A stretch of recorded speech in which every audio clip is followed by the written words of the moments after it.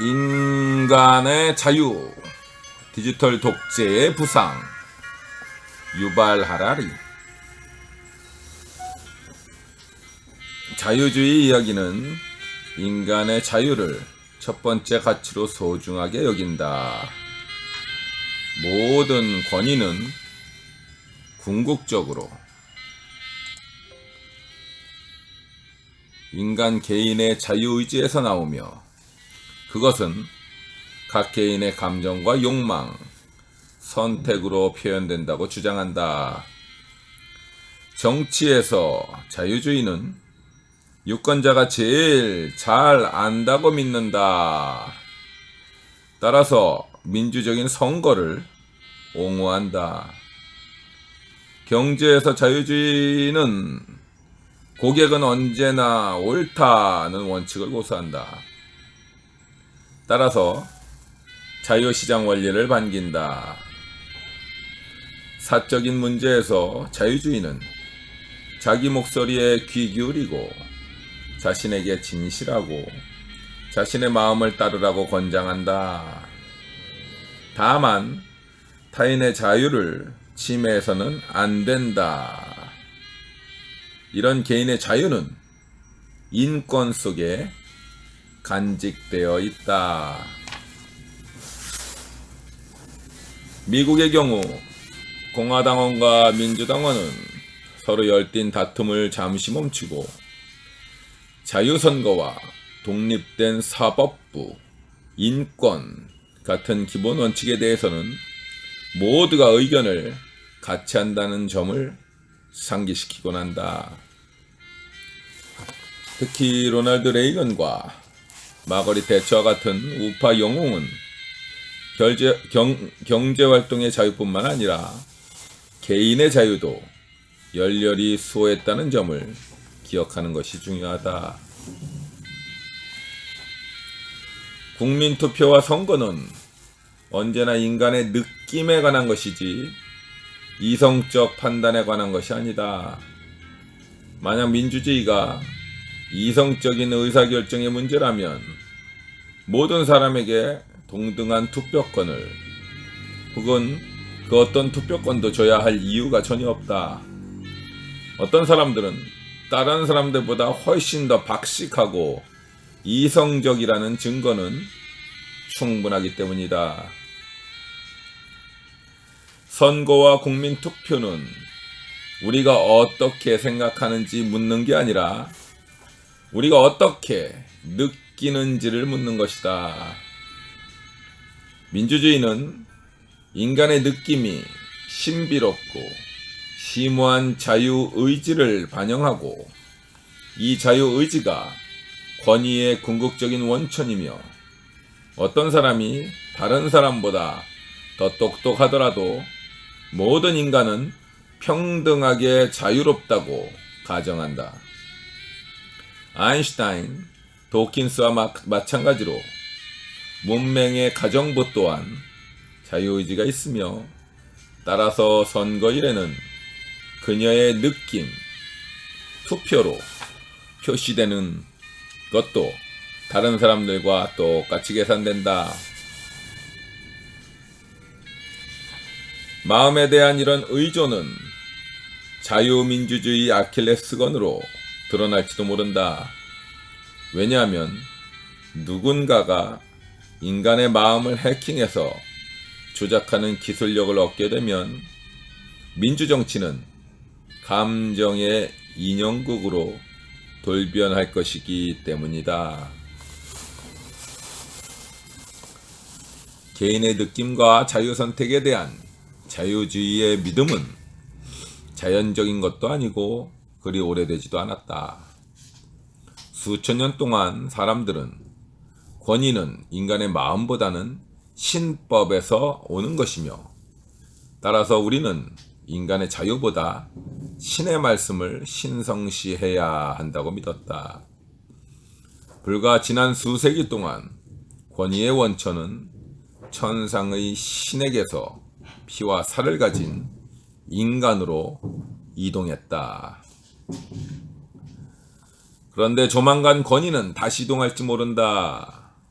이번에는 인간에게서 알고리즘으로 말이다. 과거 신적 권위를 종교적 신화로 정당화한 것처럼 인간의 권위를 정당화한 것은 자유주의 이야기였다. 따라서 다가오는 기술혁명은 빅데이터 알고리즘의 권위를 정당화하는 과정에서 바로 개인의 자유라는 생각의 기반을 위태롭게 할 수 있다. 감정은 모든 포유류와 조류가 생존과 재생산의 확률을 재빨리 계산하기 위해 사용하는 생화학적 기제라고 말한다. 감정은 직관이나 영감, 자유가 아니라 계산에 기반을 둔 것이다. 원숭이나 쥐, 인간은 뱀을 보면 두려움이 일어난다. 곧바로 뇌 속에 수백만 개의 뉴런이 관련 데이터를 계산해서 죽을 확률이 높다고 결론 짓기 때문이다. 성적 매력을 느끼는 것은 다른 생화학적 알고리즘이 인근 개체와의 짝짓기와 사회적 결속의 가능성과 그 외 다른 갈망들의 목적을 이룰 확률이 높다고 계산했을 때다. 분노나 죄책감, 용서 같은 도덕적 감정은 집단 협력이 가능하도록 진화한 신경 메커니즘에서 나온다. 이 모든 생화학적 알고리즘은 수백만 년에 이르는 진화를 거치면서 연마된 것이다. 따라서 감정은 합리성의 반대가 아니다. 감정이 최하한 것이 진화적 합리성이다. 우리는 대체로 감정이 사실은 계산이라는 것을 깨닫지 못한다. 왜냐하면 계산의 과정이 자각의 문턱 훨씬 아래에서 순식간에 일어나기 때문이다. 우리는 생존과 재생산의 확률을 계산하고 있는 뇌 속의 수백만 개 뉴런을 느끼지 못한다. 그래서 뱀에 대한 공포나 성관계 상대의 선택 혹은 뉴런 연합에 관한 의견이 어떤 신비한 자유의지의 결과라고 착각한다. 우리는 지금 엄청난 두 가지 혁명이 합쳐지는 지점에 와 있다. 한편으로는 생물학자들이 인간 신체, 특히 인간의 뇌와 감정의 신비를 해독하고 있다. 동시에 컴퓨터 과학자들은 우리에게 유례없는 데이터 처리 능력을 선사하고 있다. 생명기술 혁명과 정보기술 혁명이 합쳐지면 빅데이터 알고리즘을 만들어낼 것이고, 그것은 내 감정을 나보다 훨씬 더 잘 모니터하고 이해할 수 있다. 그런 다음에 권위는 아마도 인간에게서 컴퓨터로 이동할 것이다. 지금까지 접근 불가였던 나의 내부 영역을 제도와 기업, 정부기관이 이해하고 조작하는 것을 일상적으로 접하면서 자유의지에 대한 나의 환상은 산산조각 날 가능성이 높다. 이미 의료 분야에서는 이런 일이 일어나고 있다. 우리 삶에서 가장 중요한 의료 결정을 내릴 때 근거로 삼는 것은 아프다거나 괜찮다는 우리의 느낌 혹은 주치의가 내리는 식견 있는 예측이 아니다. 우리 몸을 우리보다 훨씬 더 잘 이해하는 컴퓨터의 계산이다. 수십 년 내에 빅데이터 알고리즘은 끊임없이 입력되는 생체 측정 데이터를 토대로 우리의 건강을 쉴 새 없이 모니터할 것이다. 우리가 몸에 어떤 문제가 있다고 느끼기 훨씬 전에 빅데이터 알고리즘은 독감이나 암, 알츠하이머 같은 질병이 발병하는 첫 순간부터 감지할 것이다. 그런 다음 우리의 독특한 체격과 DNA, 인성에 맞춰 처방된 적절한 치료법과 식단, 식이요법을 추천할 것이다. 사람들은 사상 최고의 의료 서비스를 누릴 것이다. 하지만 바로 이런 이유 때문에 그들은 늘 환자 신세가 될 가능성이 높다. 우리 몸 어딘가에는 늘 어떤 문제가 있기 때문이다. 과거에는 몸에 고통을 느끼거나 절름발이처럼 눈에 보이는 장애로 고생하지 않는 한 더할 나위 없이 건강하다고 느꼈다. 하지만 2050년이면 생체 측정 센서와 빅데이터 알고리즘 덕분에 질병이 고통이나 장애로 나타나기 훨씬 전에 진단과 처방이 내려질 것이다. 그 결과 당신은 늘 어떤 의료가 필요한 상태에 놓이고 이런저런 알고리즘 추천을 따르게 될 것이다. 거절하면 의료보험의 효력이 정지되거나 상사가 당신을 해고할지도 모른다. 왜 당신이 고집부린 대가를 그들이 지불해야 하나? 일반적 통계상 흡연이 폐암과 상관이 있다는 사실을 알면서도 흡연을 계속하는 것과 생체 측정 센서가 좌상부 폐에서 암세포가 17개 감지됐다고 구체적으로 경고하는 것을 듣고도 계속 담배를 피우는 것은 완전히 다른 문제다. 설령 당신은 센서를 무시할 의향이 있다 해도 센서가 보험 대리점과 직장 매니저, 어머니에게 정보를 전달하면 어떻게 할 것인가?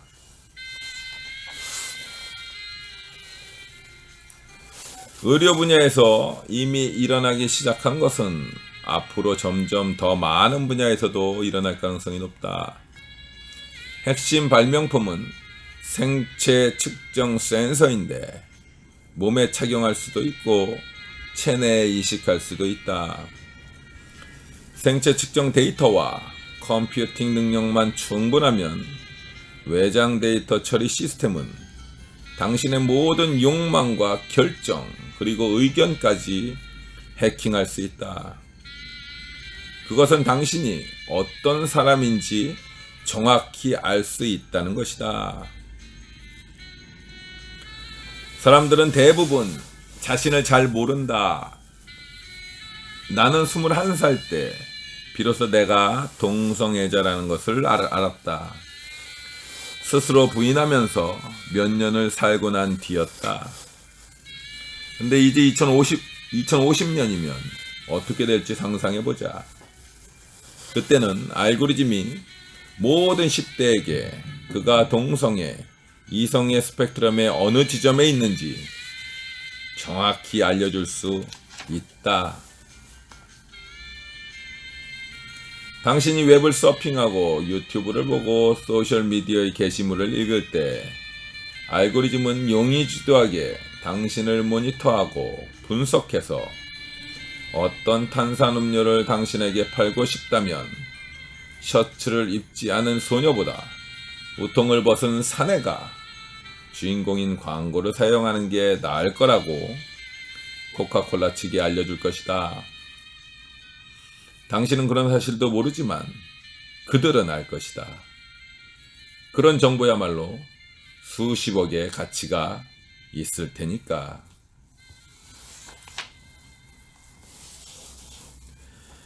현재 엔지니어들은 우리의 눈과 얼굴 근육의 움직임을 토대로 인간 감정을 감지할 수 있는 소프트웨어를 개발하고 있다. 텔레비전에 좋은 카메라를 장착하면 그런 소프트웨어가 어떤 장면에서 우리가 웃고 슬퍼하고 지루해하는지 알 것이다. 원래 텔레비전은 우리가 멀리서도 볼 수 있도록 해주는 기기로 인식됐다. 하지만 조만간 텔레비전은 멀리서부터 우리를 보이게 해줄 수도 있을 것이다.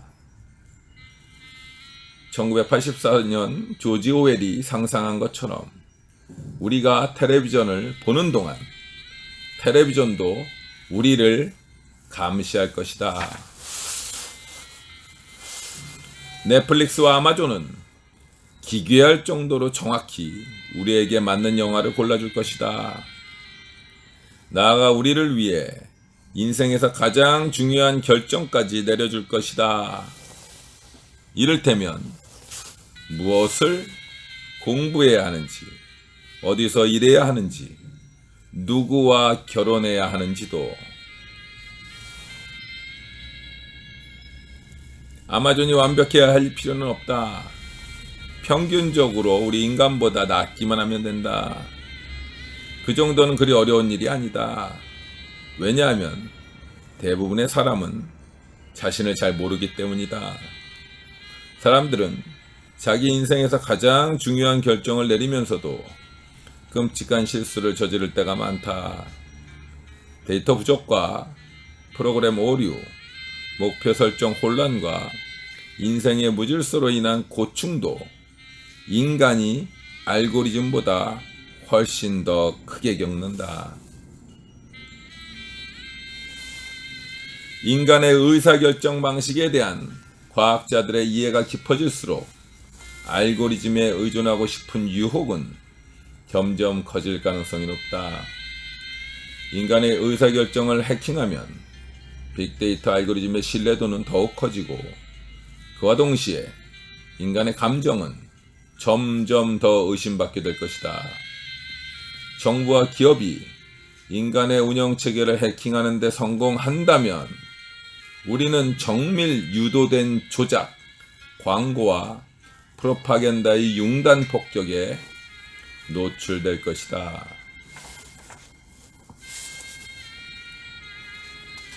이제 수십억 명이 의미 있고 믿을 만한 정보를 찾을 때 구글 검색 알고리즘을 가장 중요한 도구 중 하나로 신뢰하게 되었다. 우리는 더 이상 정보를 검색하지 않는다.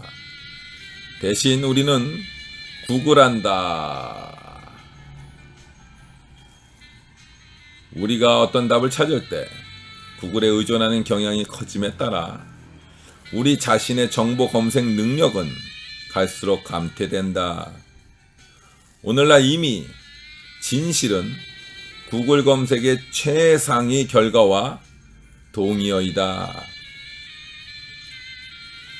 알고리즘 의존의 심화는 우리의 신체 능력에서도 진행되고 있다. 공간 속 길찾기 같은 것이 대표적이다. 사람들은 구글에 주변 안내를 부탁한다. 교차로에 이르렀을 때 육감은 좌회전을 말하는데 구글 지도는 우회전을 지시할 수 있다. 처음에는 육감을 믿고 좌회전을 하지만 교통체증에 막혀 중요한 미팅을 놓친다. 다음번에는 구글 말을 듣고 우회전해서 정각에 도착한다. 이런 식으로 사람들은 경험을 통해 구글을 신뢰하게 된다. 1, 2년 이내에 구글 지도가 알려주는 것이라면 무엇이든 무조건 따른다. 2012년 3월 일본 관광객 3명이 호주 연안의 작은 섬에서 당일치기 여행을 가기로 했다. 그들은 차를 몰고 가다가 그대로 태평양에 뛰어들었다. 운전을 했던 21살 유주 노다 씨는 나중에 자신은 GPS의 지시를 따랐을 뿐이라고 했다. 그와 비슷하게 사람들이 GPS 지시만 믿고 차를 몰다 호수에 빠지거나 철거된 다리에서 떨어지는 사고가 여러 차례 일어났다. 길 찾는 능력은 근육과 같다. 사용하지 않으면 잃는다. 배우자나 직업을 고르는 능력도 마찬가지이다. 미래에는 직업 결정을 내릴 때도 구글에 의지할 수 있을 것이다. 구글은 내게 법대나 발레 학교에 가면 시간 낭비가 될 거라고 하지만 뛰어난 심리학자나 백안공이 될 수 있을 거라고 조언해 줄 수 있을 것이다. AI가 직업과 심지어 인간관계에 대해서까지 우리보다 더 나은 결정을 하게 된다면 우리가 생각하는 인간성과 인생의 개념도 바뀌어야만 할 것이다. 인간은 삶을 의사결정의 드라마로 생각하는 데 익숙하다. 자유민주주의와 자유시장 자본주의는 각 개인을 끊임없이 세상에 관한 결정을 내리는 자율적인 주체로 본다. 우리가 내려야 할 결정을 점점 AI에 의존하게 되면서 인생을 보는 우리 관점에는 어떤 변화가 생길까? 현재 우리는 영화를 고를 때는 넷플릭스의 추천을, 길에서 좌우회전을 선택할 때는 구글 지도를 신뢰한다. 하지만 무엇을 공부할지, 어디에서 일할지, 누구와 결혼할지를 선택할 때도 AI에 기대기 시작하면 인간의 삶은 더 이상 의사결정의 드라마로는 보이지 않을 것이다. 민주선거와 자유시장도 별 의미가 없을 것이다. 대부분의 종교와 예술 작업도 마찬가지가 될 것이다. 권위가 인간에게서 알고리즘으로 이동함에 따라 우리는 더 이상 세계를 자율적인 개인들이 올바른 선택을 하기 위해 분투하는 장으로 보지 않게 될 수도 있다.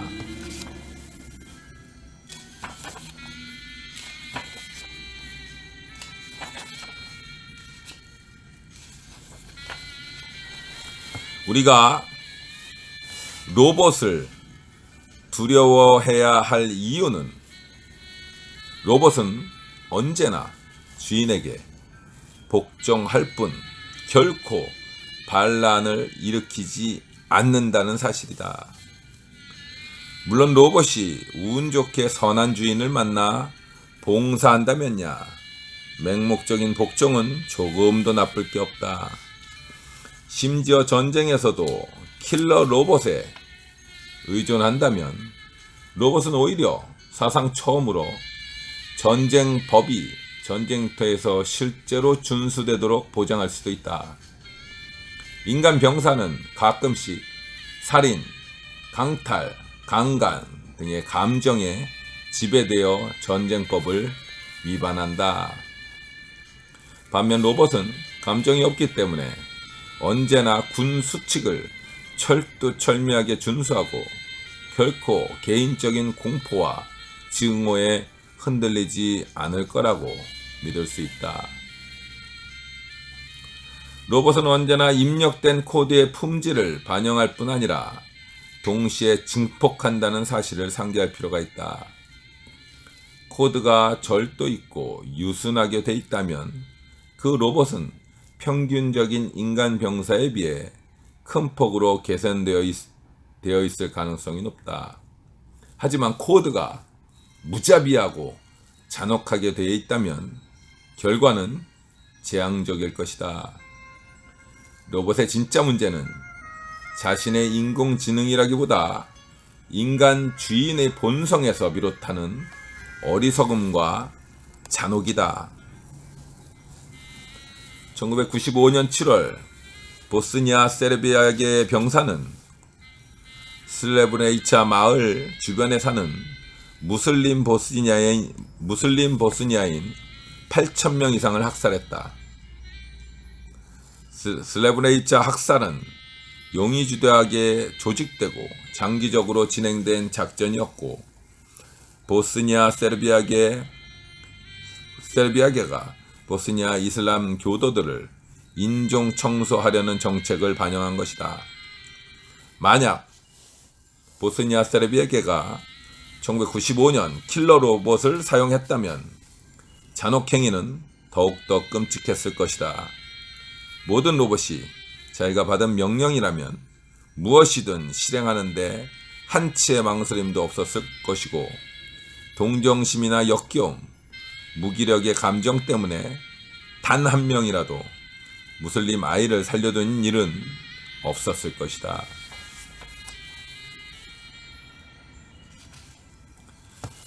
20세기 후반 민주주의가 독재를 능가했던 것은 데이터 처리에서 우월했기 때문이다.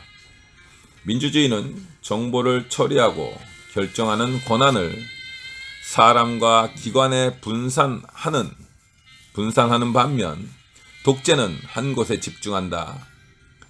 20세기 기술로 보면 너무 많은 정보와 힘을 한 곳에 모으는 방식이 비효율적이었다. 그 누구도 모든 정보를 충분히 빠르게 처리하면서 옳은 결정을 내릴 수는 없었기 때문이다. 소련이 미국보다 훨씬 나쁜 결정을 내리고 경제도 훨씬 뒤처진 데에는 이런 점도 작용하였다. 하지만 AI가 등장하면서 조만간 시계추는 반대 방향으로 움직일 수 있다. AI 덕분에 막대한 양의 정보를 중앙에서 모두 처리할 수 있게 된다.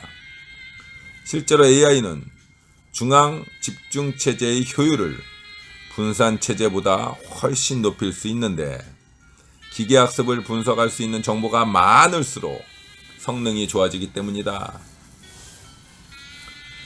20세기 권위주의 정권의 주요 장애, 즉 모든 정보를 한 곳에 집중하려는 시도, 이것이 21세기에는 결정적인 장점이 될 수 있다.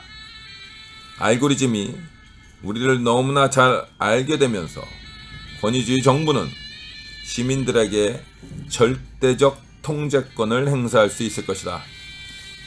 심지어 나치 독일보다 훨씬 더 할 수 있다. 그런 정권에서는 저항조차 하지 못할 수 있다. 정권은 당신이 어떤 기분인지 정확히 아는 데서 더 나아가 마음대로 당신의 기분을 조정할 수도 있을 것이다. 독재자는 의료 보장이나 평등을 제공할 뿐 아니라 심지어 자신을 사랑하게 만들고 적들을 증오하게 만들 수도 있을 것이다. 생명기술과 정보기술이 융합되는 시대에 민주주의는 현재 형태로는 살아남을 수 없다. 민주주의는 근본적으로 새로운 형태로 재탄생되어야 한다. 안 그러면 인간은 디지털 독재 안에서 살게 될 것이다.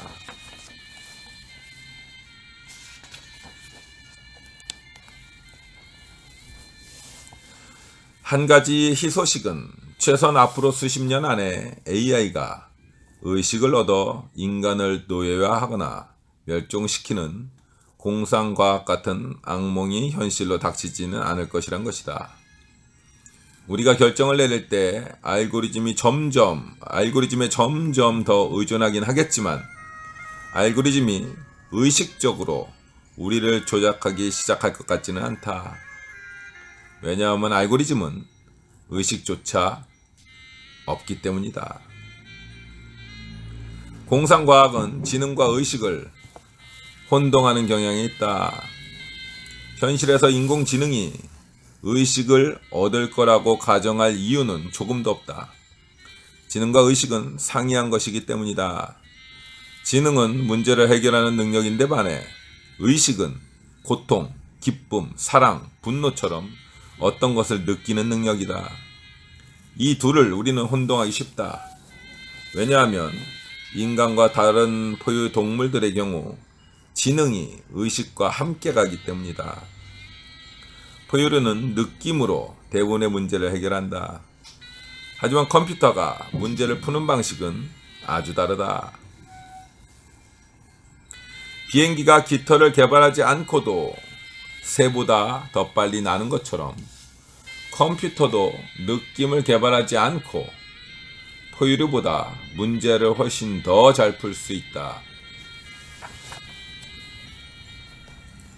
AI를 개발하는데 너무 많이 투자하는 반면 인간의 의식을 증진하는 데는 너무 적게 투자하면 컴퓨터의 아주 정교한 인공지능이 인간의 타고난 어리석음에 힘을 실어주기만 할 수 있다.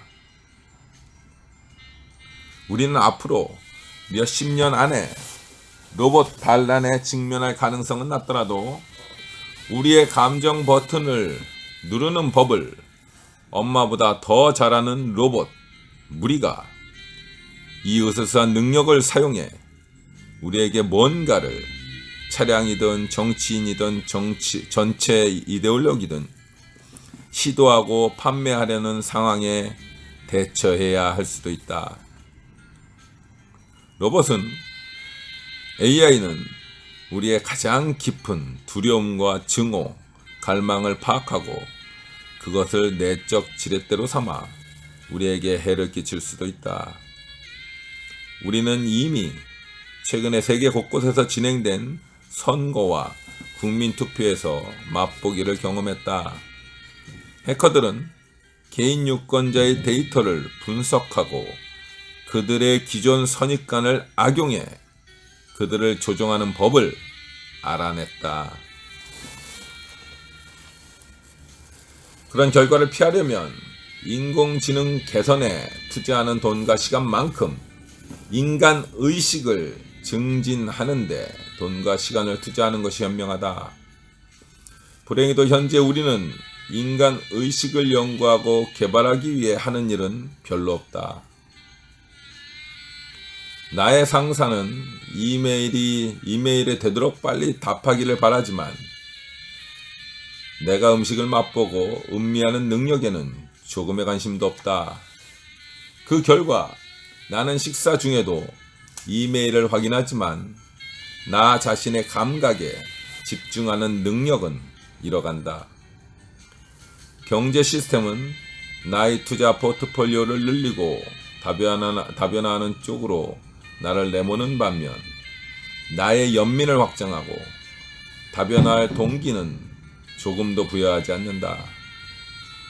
나는 증권거래소의 수수께끼를 풀려고 안간힘을 쓰면서도 고통의 깊은 원인을 이해하려는 노력은 거의 하지 않는다. 이런 점에서 인간은 가축화한 다른 동물과 비슷하다. 우리는 온순한 젖소를 사육해서 엄청난 양의 우유를 생산하지만 이들은 다른 면에서 보면 야생 조상에 비해 훨씬 열등하다. 민첩하지도 않고 호기심도 떨어지고 기지도 모자란다. 우리는 지금 거대한 데이터 처리 메커니즘 안에서 막대한 양의 데이터를 생산하며 아주 효율적인 칩으로 기능하는 길들여진 인간을 만들어내고 있다. 우리는 완전한 인간적 잠재력이 무엇인지 모른다. 왜냐하면 인간 정신에 관해서는 아는 것이 너무 적기 때문이다. 그럼에도 우리는 인간 정신을 탐구하는 데 별로 투자를 하지 않는다. 그 대신 인터넷 연결 속도와 빅데이터 알고리즘의 효율성을 높이는 데 집중한다. 앞으로 우리가 조심하지 않으면 다운그레이드된 인간이 업그레이드된 컴퓨터를 오용하여 자신과 세계에 재앙적 결과를 가져오는 상황을 맞게 될 것이다. 우리를 기다리고 있는 위험은 디지털 독재만이 아니다. 자유주의 질서는 자유와 더불어 평등의 가치도 중시해왔다. 자유주의는 늘 정치적 평등을 소중히 여겨왔을 뿐 아니라 경제적 평등 또한 중요하다는 사실을 조금씩 깨닫게 되었다.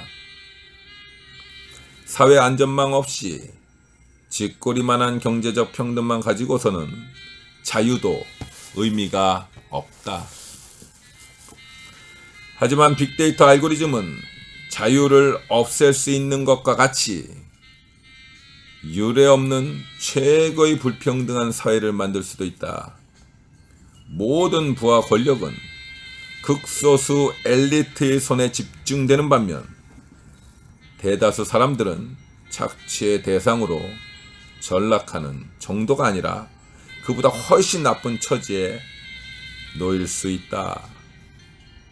바로 사회와의 관련성을 잃는 것이다. 자차 화이팅! 신바람 이박사였습니다.